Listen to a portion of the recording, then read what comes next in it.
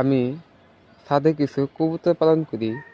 এই কবুতরগুলা আপনাদেরকে দেখানোর জন্য আজকে আমার এই ভিডিওটি ধারণ করা।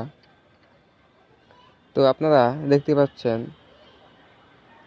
আমি ছাদের উপর একটি ঘরে কিছু কবুতর পালন করতেছি।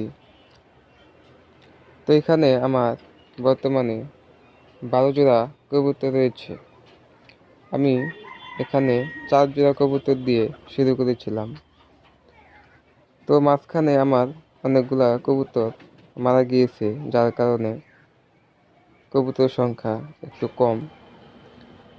তো আসলে খুবই একটা ভালো জিনিস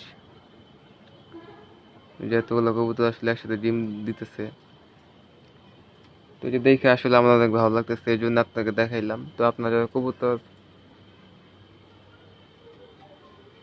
পালন করেন, তারা কবুতরের যত্ন নেবেন, আশা করি ভালো ফলাফল পাবেন।